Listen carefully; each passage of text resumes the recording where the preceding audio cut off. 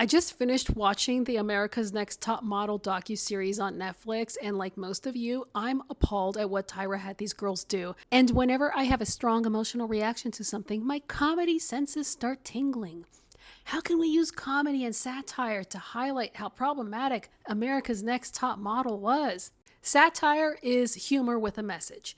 It defends the underdog through punching up, and it can also be sarcastic.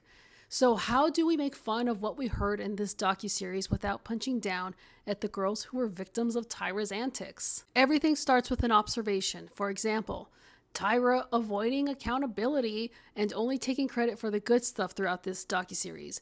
It makes me wonder, what would it look like if I evaded accountability the way Tyra does? You might end up with a skit that looks like this. Every aspect of running that meeting was my responsibility, from creating the deck to curating the vibes of the room. That was my responsibility. That was my baby. So what about the mess you left? What you have to understand is that I'm not the office manager. I'm not in charge of, the vibes of a room. Curating the vibes of the room as much as I would like to be. Another observation I had while watching the docuseries was just how messed up the photo shoot themes were.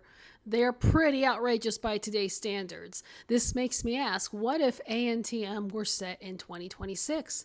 What would be the equivalent of an inappropriate photo shoot in 2026? You might end up with a skit that looks something like this. For today's photo shoot, you'll be shooting in front of a real-life ice rave. Your challenge will be to smile with your eyes while being maced.